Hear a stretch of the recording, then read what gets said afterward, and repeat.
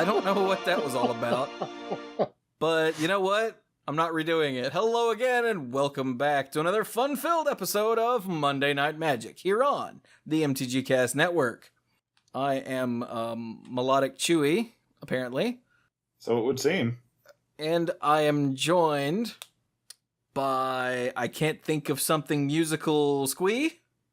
See. And Flat Cluze. I was going to say dissonant, but okay, sure. Oh, does that mean that Squee is assonant? Because that just feels right, saying it about Bill. It could be the case, yeah. Or is that asinine? I mean, I could also be discordant, so. Hey, we're using Discord right now. Yeah, well, then it applies. Which cord? This one. Discord. Oh, okay. Right then. So, hi, everybody. Hi, Chewie. That was a really, really bizarre way to start the episode, and yet here we are. So this is episode 577 of Monday Night Magic. And is it? Yeah, it is. Oh, good. True story. And there's not a lot to talk about, but just enough to warrant recording an episode. So let's do it. Internet. Yes? That's where I'm from. I'm told. I'm up from the internet.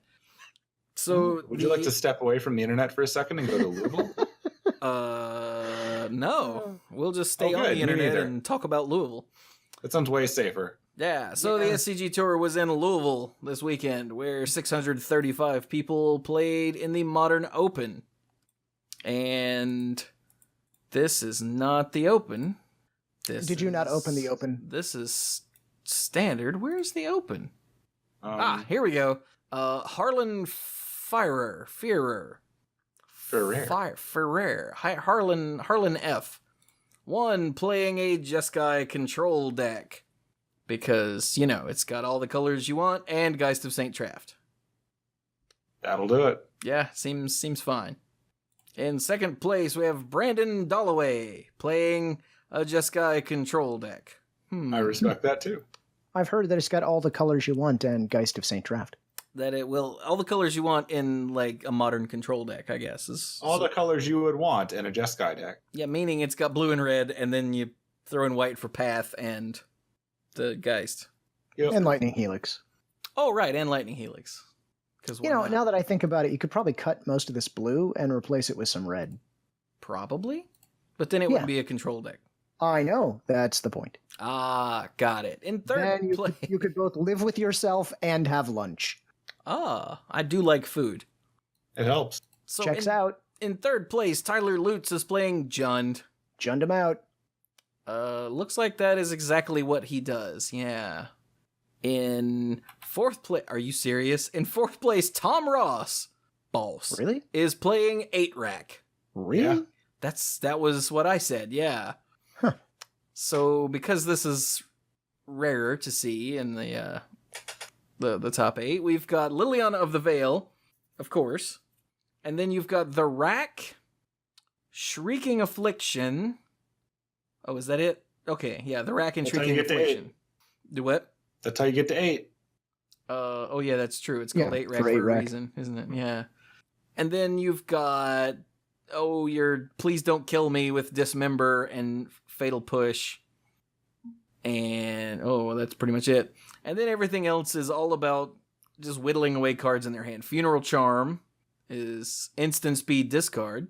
And it's also +2/-1 for a creature if you really need it. Inquisition of Kozilek, Smallpox, Thoughtseize, Wrench Mind, and the real funny one, Raven's Crime. Where you just keep making them discard over and over and over. Yep. That's what it does. You got to land? Well, they don't. Not even a little bit. I do like the sideboard has some weird stuff in it. Got the Asylum Visitor and 2 Death Shadow in case you really want to go a different direction. Leyline of the Void, another Fatal Push, a Shadow of Doubt, which for some reason strikes me as hilarious. Shadow of Doubt, the players can't search libraries this turn, draw a card for 2 mana. Yeah. Yeah, it doesn't seem great until the turn they do it, and then suddenly it's amazing. Yeah. A Bantu's Last Reckoning, and Delirium Skeins, which Sure. is always funny. So yeah, there you go. It's also got Mutavault, just in case. Because it's modern. Yeah. It's a modern deck that's monocolored, so why not? Mutavault, Mutaswamp, it works. I wonder why there's one Marsh Flats. That's very strange to me. Why is there a Marsh Flats? I got nothing. I'm going to say for insurance purposes, in order to insure the deck, it had to be over a certain value, and it was just under, and so they had to put in a fetch land. Oh, yeah, we'll go with that. Anyway, in 5th place... Sometimes you need to lose 1 life for your Death Shadow? I don't know. Maybe? It's very strange. I'm sure there's a real reason, but... Anyway, in 5th place, Caleb Scherer is running a blue-red Gifts Storm deck that we have seen popping up for a while now. In 6th place, Clay Spicklemeyer is running, 5-color Death Shadow? Why is it? Let's see here. I don't see any white. It must be in the board. There's the red. Lingering Souls, of course. Ah. Yeah. All right, then. But it's, it's Death Shadow. Yeah. Go get him. In... Modern, everybody. 7th place, Jared Hall is playing a white-black Eldrazi Texas deck. With the Hate Bears and then the Eldrazi. Yep. And then in 8th place, Sam Schaefer is running a Grixis Death Shadow deck. Yeah, with 2 less colors. Zombie Fish. Oh, Zombie Fish and Tassiger. Ooh. That's weird. Banana. Yes. Let's see. Just because it's modern. Now what? Sorry, it was the artwork on Thoughtseize again. It makes me giggle every time. I sent you a link in the chat. You'll see why. Oh my god. Anyway, to run through the rest of the top 16 real quick, Chris Sowers in 9th place running Eldrazi Tron, Samuel Grabner with a blue-white control deck, Richard Nixon III in 11th place running a blue-red Gift Storm. Huh. I wonder if that's a thing. In 12th place, Matthew Nikolai is running Affinity. In 13th place, Bradley Gainsbauer is running Burn. Really? Nothing from you, Cluze, about Burn? I'm sorry. I was trying to track down Richard Nixon III to find out if they were in fact related to Richard Nixon III. But I am happy about Burn. I would go out and say, yes, Richard Nixon III is related to Richard Nixon III. Yeah, but... Oh, Jesus. That is what you said. It is what I said, but here, look, I found this Twitter profile for at least a Richard Nixon III, and I particularly like how they have described their entire, bio profile. Yeah, that's, okay then. There we go. Moving on. Burn? I'm sorry, what place did Burn come in? 13th. Oh. In 14th place, Dan Musser is running an Eldrazi Tron. So is Ricky Thorson in 15th. And in 16th, Owen Podwicka, Owen P, is running a Living End deck. With, you guessed it, Archfiend of Ifnir. Yeah! I like that the Living End deck has actually, evolved and added in some of these new cards. Most notably, the Desert Ceradon. Yeah. And the Archfiend of Ifnir. Oh, and the Horror of the Broken Lands. Let's not forget the Horror of the Broken Lands, because he has the best name. Yeah. Yeah, I also appreciate that he's from the Elesh Norn school of maybe my head fits if I walk in sideways. Maybe. Depends on where you're trying to go, I think. This is not a revolving door head. This is way more of a, you walk in the side door sideways like a crab head. Yeah, try putting that in the show title. I realized halfway through that's what you were going to do, so I just started adding words. Oh, man. I think the best title would be Not a Revolving Door Head. Yep. Anyway, so that's the Modern Open. Anything else nifty? More burn? Burn in 18th. Burn in 18th. There's an Ad Nauseam escape shift. Oh, Elves, 24th. Elves and 27th and 28th. Oh, wow. Merfolk in 29th. 29th had no deck. That's fine. Wait, hang on. Is there anything neat going on here? Nope.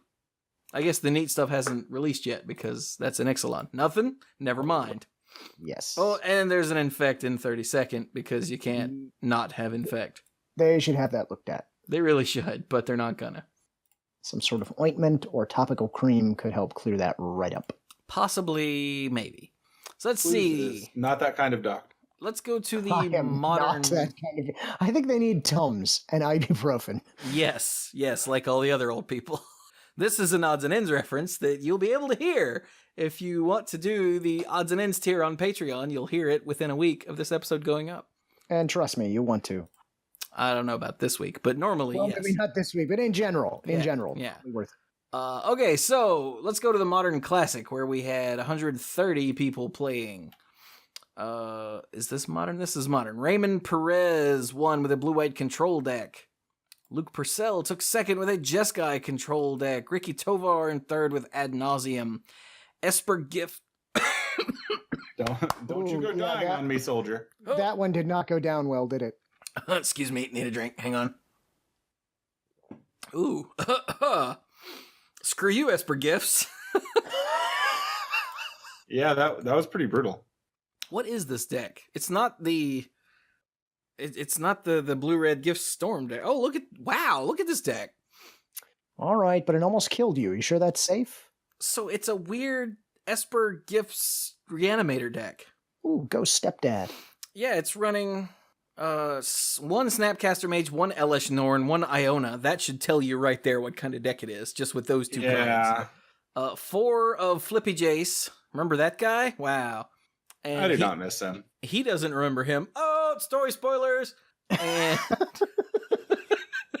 and 3 of Ghost Stepdad, Obsidat Ghost Council. Check that out.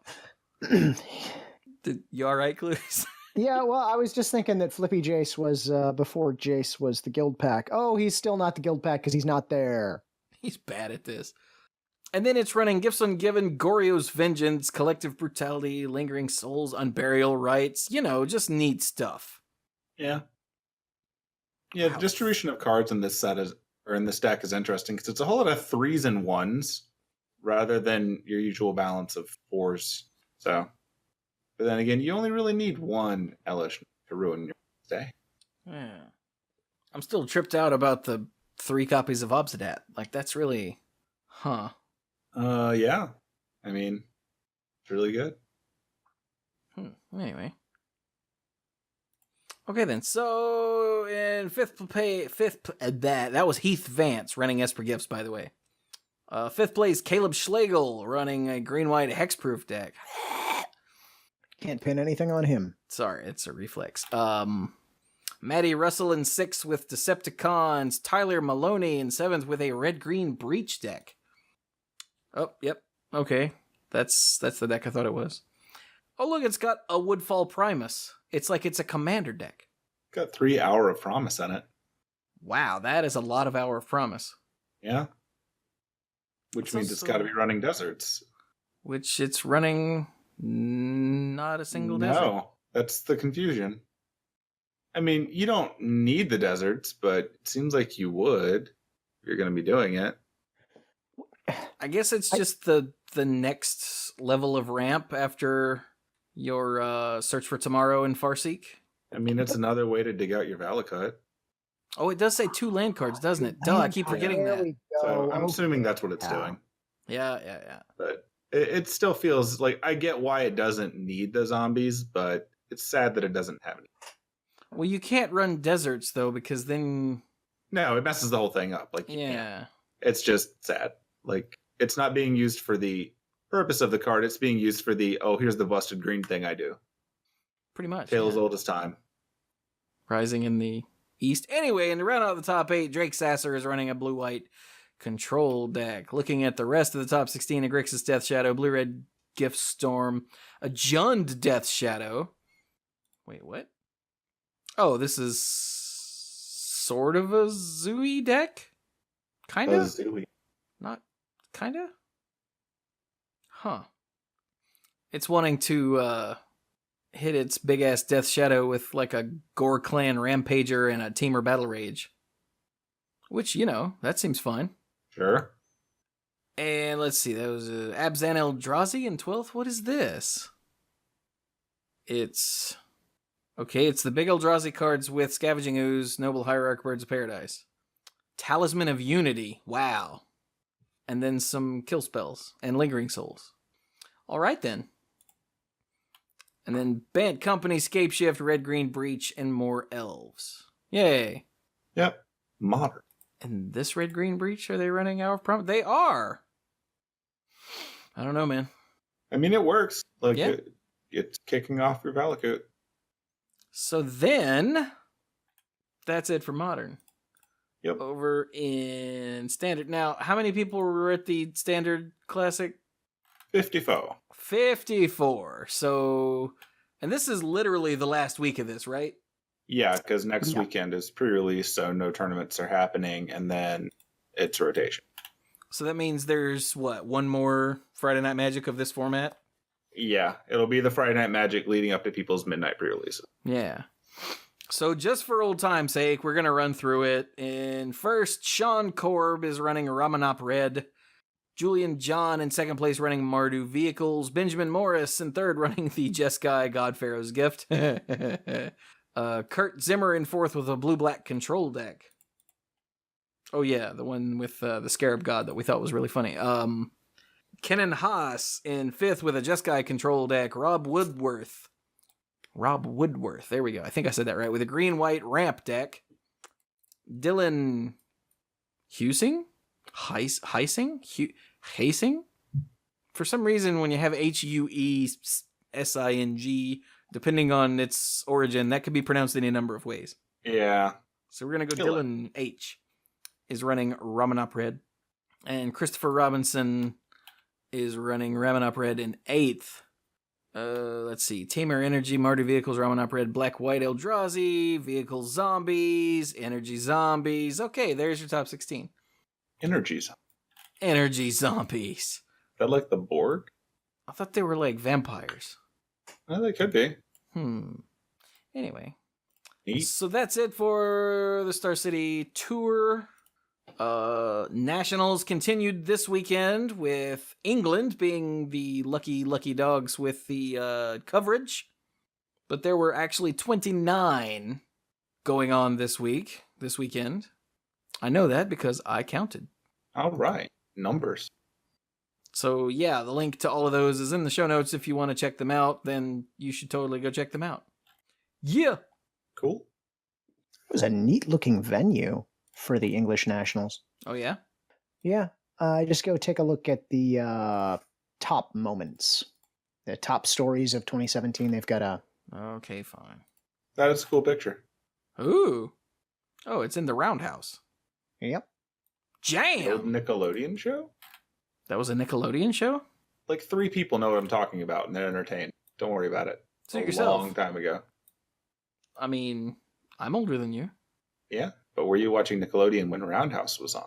Apparently not. All right, then. I don't know. No, I got nothing, man.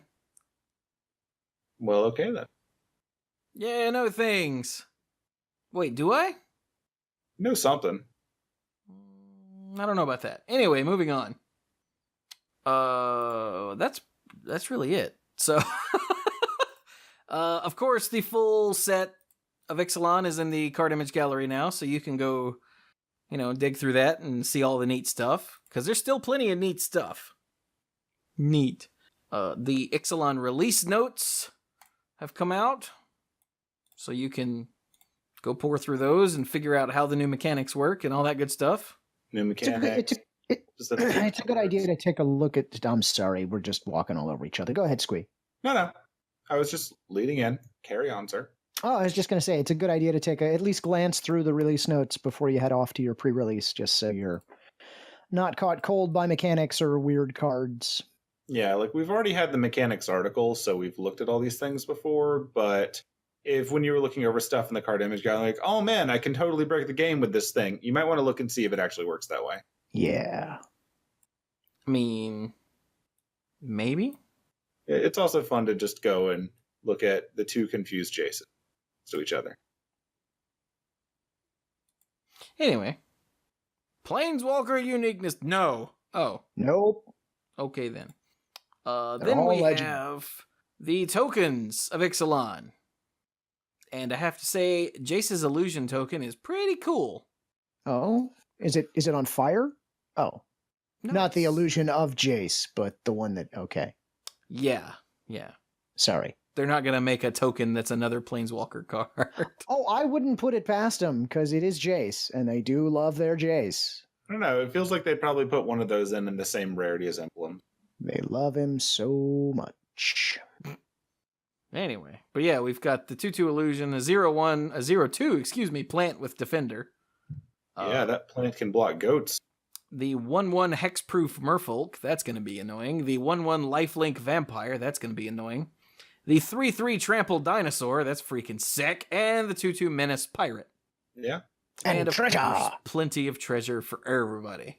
I like how we actually have a white vampire token. Well, yeah, because that's what they are in this set. Yeah, the vampires, they're Spanish conquistadors and like holy people. Like they have clerics and paladins and whatnot. It's really it's strange. It's really weird for vampires. Cause it sort of makes me wonder what the Innistrad vampires would do if they encountered the Ixalan vampires. I think they would probably have some kind of horrible fight, and it would be the most backwards vampire fight ever.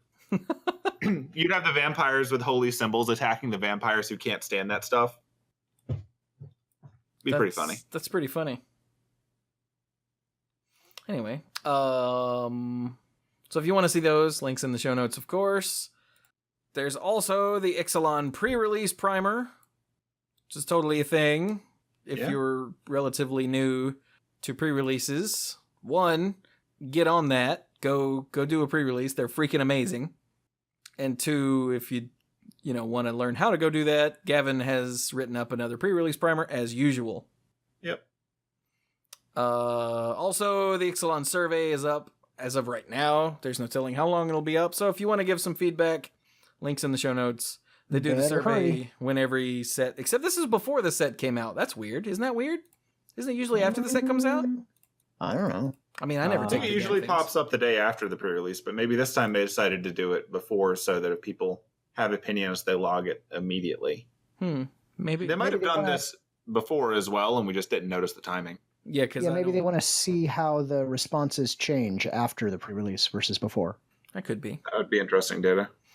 I don't pay attention to the surveys because I personally don't do them. Because usually by the time I get them, they're already not working anymore, and I go, oh, yeah. So So there is one actual bit of news in here that came out today. They're doing two things later on. Two things. Later on. Not one, but two. The standard season, let's say. October 28th and 29th, so right before All Hallows Eve, or Halloween, if you're a pleb.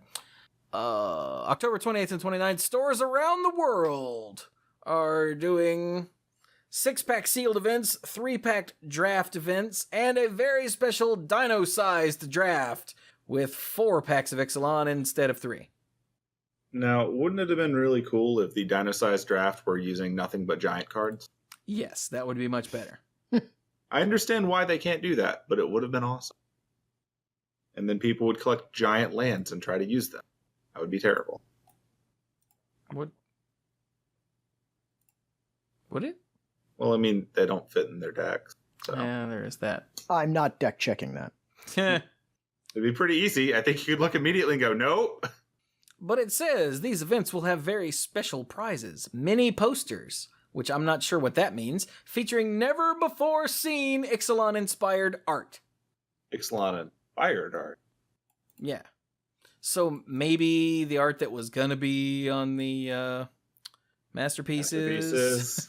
Most likely. And then they decided they weren't going to do masterpieces, so that would be my guess.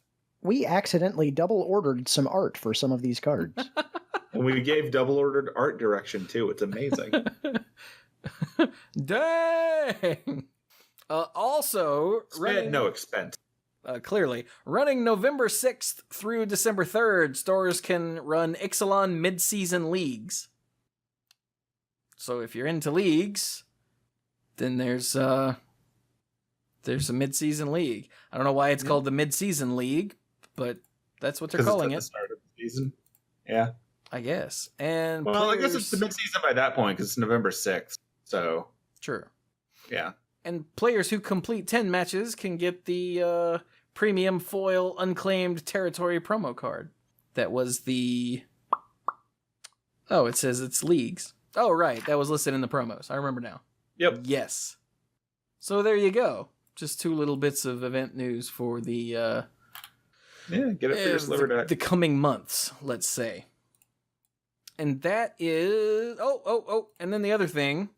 This was pointed out to me. Who sent this to me this morning? I think it was Kurt. Hey, Kurt, was it you? It was Kurt. It's a post from Mark Rosewater's Tumblr where he admits that, yes, indeed, the frame for the backside of the double face cards was originally going to be the masterpiece frame. I'm really glad that we're using it on all these flavorful cards instead.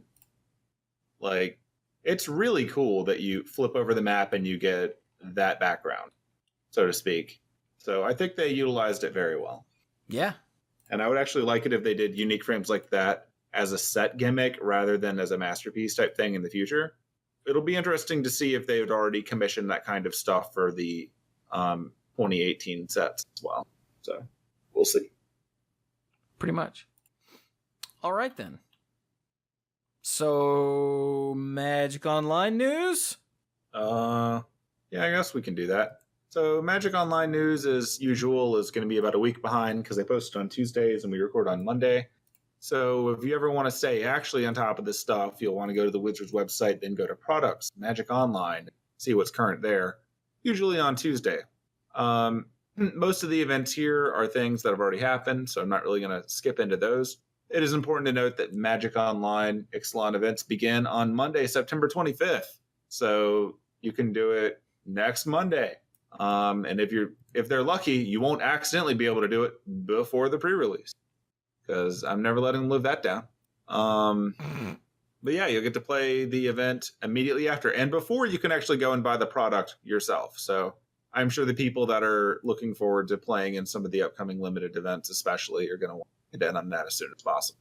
So that's pretty cool. Pretty much the only like actual news type thing going on though is something posted to the Magic Online Tumblr, because why would it be on the main website? Yeah, so this week during the September 20 downtime, they're moving the Commander 1v1 League from friendly structure to competitive structure. For reference, the friendly versus competitive idea is that friendly things have a lower prize payout, but they're a lot more forgiving. And the idea is that the more spiky people are going to play, the more competitive prize payouts, the higher cost to get in, much more to win kind of thing. Well, the thing that they have noted here is that when they launched Commander 1v1, one of the reasons they saw a lot of players in the open play rooms playing the format despite the lack of an official structure, they're hoping that those players would decide to play in events for the format they liked, but that's not what happened. Most people playing Commander 1v1 are mostly people who already played events in other MTGO formats and were adding Commander 1v1 to the list of formats they played. The ability to play in all sorts of different ways is one of Magic's strengths, and they're happy to continue to offer this to the audience who's playing, but they're moving it to a more competitive structure since that'll be more aligned with the goals of those players. So, yeah, you can read up on the structure of it, the ticket cost, play point cost, and the payout by clicking on the link to the Magic Online Tumblr. And in general, I know I just told you to go to the Wizards website when you want to keep up with Magic Online news, but you should probably also go to the Tumblr because they post things there that don't ever make it to the website. So that's the bulk of the news. Expect anything that I talk about next week to be, hey, look, the set came out, and then they'll probably go quiet for a bit. So, cool. All right. Hey, I just want to say a big thank you to Squee for keeping us up to date on MTGO stuff. Yeah. Like, seriously, I'm glad you dig through this stuff every week. I know some people appreciate it and need to know. I'm thankful. Thank you, Squee. Well, I'm glad that it's helpful to people, but sometimes I feel a little bad about the fact that I don't, like, in case there's any illusion, I don't play Magic Online. I've had people reach out and go like, hey, how do I do this thing in Magic Online? I'm like, I have no idea. I played Magic Online a bit a few years ago, and I sort of faded away from it around the time I kind of stopped playing a lot of Magic. Like right now, I mainly do pre-releases, and occasionally when I'm hanging out with people, I play. So I'm very out of the loop from the actual day-to-day in Magic Online, but you can get a lot of information from just watching videos online and keeping up with it a little bit. So I just thought I would mention that. So likewise, continue to correct me whenever I say things that are not accurate about Magic Online before I repeat them more. So, awesome. Fair enough. And I guess that's it for this week's news, huh? Yup. Yeah, like nothing else is going on. Okay, then. That I know of. Do you guys know of? I checked in the usual places beforehand, and no, I don't think there's anything more. Well, okay. Well, we are in the lead up to a pre-release and a rotation, so it stands to reason after the onslaught of HasCon and all that other stuff that we would hit a bit of a lull. So that's fair. Don't worry. In a few weeks, we'll be talking about post-rotation. And there will be all kinds of deck list and nonsense going on in Standard. So stay tuned. It's true. Now, don't freak out, but it is entirely possible, dear listeners, that there won't be an episode next week. Yeah, historically, there's no news immediately following a pre-release, especially now that they're not throwing a BNR update the day after, because they don't do that anymore. Yep. So they're not going to make a lot of announcements at this point. If there's not anything to talk about next week, then we probably won't. Yeah. So. Now, if there is, and it's worth it, we will totally record another short episode, much like this week. But if not, and there isn't one, then you were warned. Just saying. Yeah. So speaking of warnings, should we warn them about where else they could find the three of us on the internet? Oh, yeah. So. Places to avoid. Dear listeners, last week a podcast came out that features myself and the Squee and the Cluze, and it was not Monday Night Magic. It was a very special, long episode of School of Movies. You remember them? We've talked about them in the past because they're awesome. Yeah.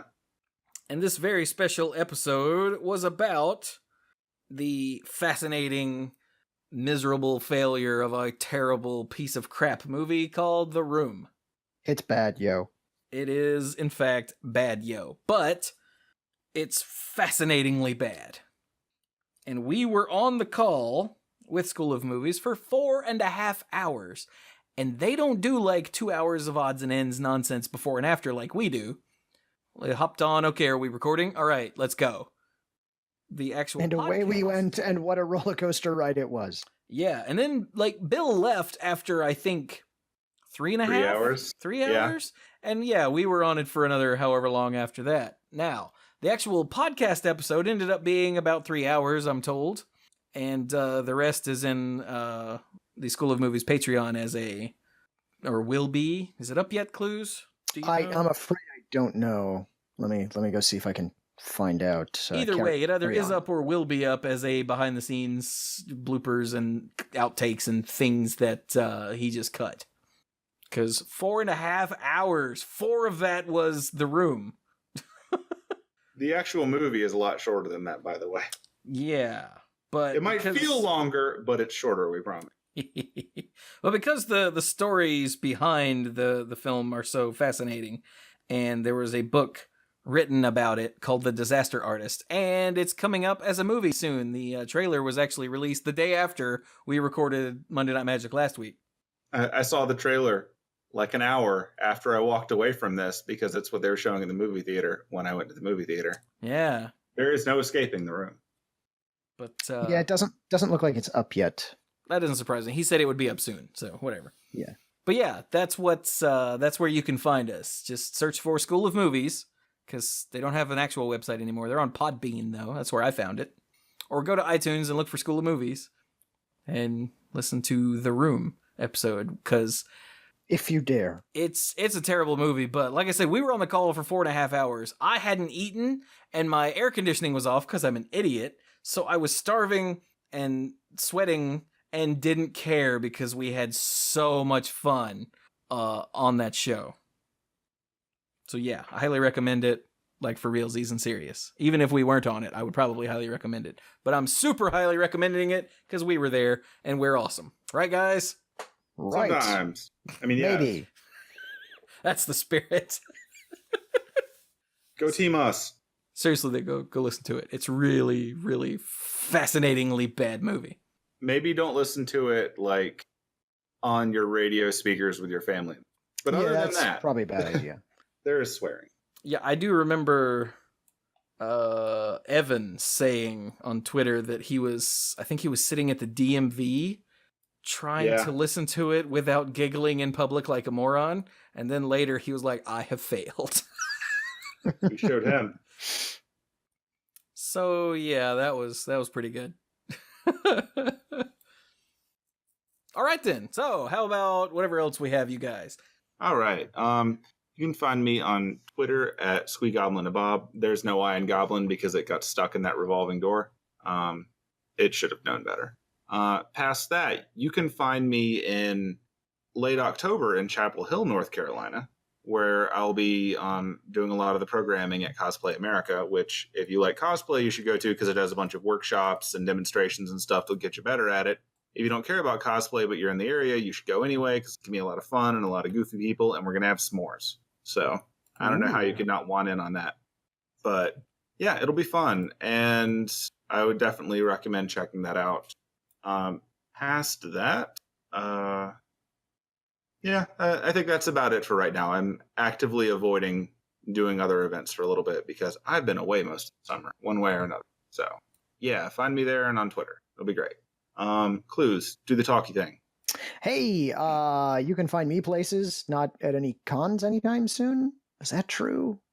PAX Unplugged. I'll be at PAX Unplugged, which is coming up sometime. I should really finalize my travel plans for that now that I think about it. Thanks. This was a good talk.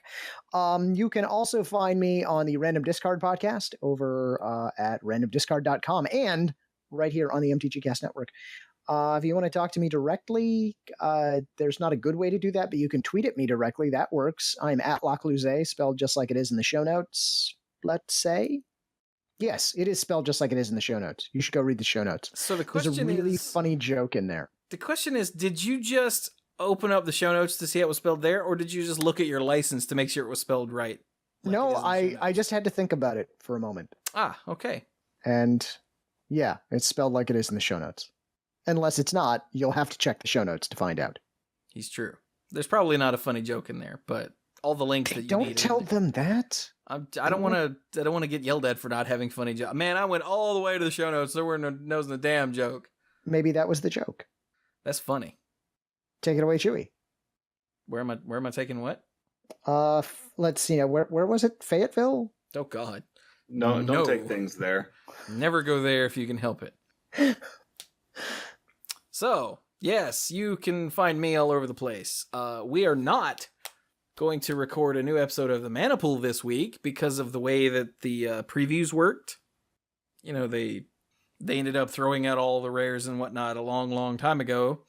And then last week, right before the rest of the set was released, we were basically picking over the bones of what was left. And then there's really not much else to talk about. Plus, would be a man down. Man down! So instead of a new episode of the Mana Pool this week that is previews, you get the live episode of Commander 2017 that we recorded at Brian's house. Yay! So that's going to be cool. It was an epic game. It was a single game, if I remember correctly. I think it was just one game, and it was nuts. So that'll be good. I don't know what episode number that is, but it's the next one. The one that goes up basically next Sunday for, public.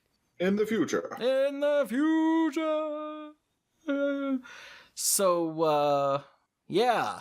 Other than that, on Saturday, I streamed for 4 hours playing a game called West of Loathing, which was a gift from Lee. Thank you very much, sir. And it was, it's a trip, dude. It's by the same people who do Kingdom of Loathing, which, yes, is still running after all of these years. And it's like an RPG with turn-based combat and stick figures. And it's really, really funny. But not like stupid. Well, it's really, really stupid, but it's funny and well-written and clever and intelligent. Stupid. Not like, he said purple monkey dishwasher. You know, it's not like that. It's actually funny. Like, at one point, I was laughing so hard that I cried on stream. It was great. And I will probably be streaming that again tomorrow night. So, Tuesday night, you should come to twitch.tv/themanapool. I'll probably start, 8 or 8:30 Eastern. Yeah, you should come check that out, because it's really funny. Yeah. Have to fight off the undead demon zombie cows. I hate those. And no, that's what actually happened. They refer to the day the cows came home, all capitalized. Very ominous. Yeah. And I have a permanently drunk doctor who has an AoE attack and can heal me. And she can also destroy skeletons immediately with a saw because she's a doctor. So she's a sawbones. Bone saw is ready? Pretty much. Except they weren't going with that joke. They went with the sawbones joke because she's probably a doctor. better. Yeah. I'm, what class did I go with? I'm a snake oiler.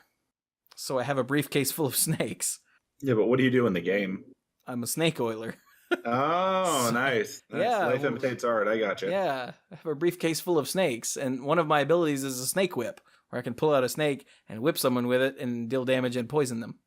I appreciate everything about that story. Yeah, it's pretty good. I also have the Stupid Walks perk. And I'm just going to leave it at that. But anyway, that's the thing. Over on YouTube, I've got one episode of The Park left to put up, which I will probably do. I was going to do tomorrow, but I'll already have 2 drives tomorrow. I put up the final Left 4 Dead video that Bill and, let's see, it was me and Bill and Scott and Squanto. Yeah, there we go. And Auto Squanto and Auto Scott. Yeah, Auto Squanto has its pluses and minuses. Auto Scott is basically worthless. Actually, no, this is the final one where everyone was actually there. Oh yeah, the last episode had us all there for the whole time. Yeah. It's important, because otherwise we don't get to the boat. Ain't that the damn truth? And yeah, even though we recorded it literally months and months ago. Like January? This was recorded back in January, and I knew how it ended. The whole time during that last fight, while I was watching it for editing purposes, I was like on the edge of my seat, super tense, because I didn't remember the fine details of what happened. I just remember, like, okay, spoiler, we made it. Like, clearly, we finished the level, or else there would be another episode coming. Yeah. So, but I couldn't remember. My favorite part of not remembering the details was I remember the plan that we had going in. And like, okay, you're going to get here, you're going to be on this gun, you're going to do that. And like, all that stuff I remember. What I don't remember is what happens when things go awry. And that's something you should look forward to. Because they do. It was a lot of fun. There will be no doors by the end of this. I especially liked that twice in the last episode, I got grabbed by a, what's he called, a smoker? The guy with the tongue? And jumped on, while that one had me, a hunter jumped on me. Yeah. That happened twice in that episode. I was like, come on. Yeah, seeing that from your point of view makes it very different, because I remembered from mine where I was in a completely different area for a lot of that, because we were covering different parts of the house. Right. And so seeing it from your perspective, I'm like, oh, that's what happened. Because all I heard was you yelling when we were playing, and by the time I got there, either you were rescued or I'm like, oh god, shotgun. Okay, what happened? There was no actual processing of these events at the time. But anyway, let's see. So yeah, last episode of The Park went up, or will be going up, rather. Oh, the Nerf report. The TMP Nerf report that Mike and I recorded for the new updates, the nerfs in Hearthstone went up. That's 40 minutes of us explaining what the nerfs are, why they're, for the most part, a good idea, and what effect they may or may not have on the game. Complete with a nice, fancy Knights of the Frozen Throne background overlay thing. Yeah, it's very fancy. Not really, but It took me forever to get set up. So I'm proud of it, damn it. And also, more Hearthstone stuff. I'm going to start putting up my fights with the Lich King. God help us all. Once I find time, because they're going to require heavy editing. The first episode is like 2 hours long, so that's not going to happen. I'm hoping to get it edited down to like 30 or 40 minutes, because it's lots of me dying and then staring at the screen and twitching and probably some swearing and then dying some more. It's not a good look. It's a bad build order. So yeah, there you go. I will be doing other stuff on YouTube as soon as I figure out what. So there you go. But anyway, you can find all that on the Mana Pool. It's twitch.tv/themanapool, youtube.com/themanapool. And if you want Twitter, @themanapool. If you want to send me an email, it's Chewie, CHEWIE, @themanapool.com or at mtgcast.com, whichever they go to the same place.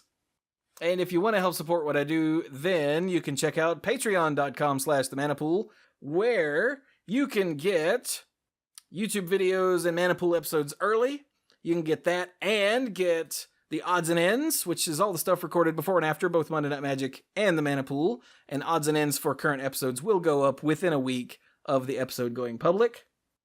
And then I will slowly catch up on the stuff that I've fallen way behind on. That's what Heroes of the Storm and Hearthstone are for.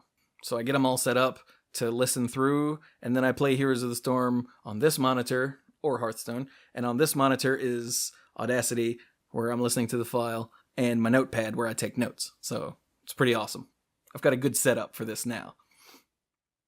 And if you like, you can get all of that and get your name on the end slate for all of the videos that go up in each month that you support at that tier. And also, starting next month, I will read off all of the support, the highest tier of Patreon supporters on both podcasts. Because I realize clearly not everyone goes to the YouTube channel, or else, I'd get a lot more views. So I will spread the love, put it on the podcasts as well. Yeah. Is that all right with you guys, by the way? Woo! Yeah. Okay, just checking. And now with that, we will be done. So, as always, a big hearty and hail. Let's say hearty and hail. Thank you to Cluze and Squee for joining me. Woo! Yay! That was hearty and hail in order. Good job, you guys. And I've been Chewie. Thank you all so very much for listening. And go play some Magic.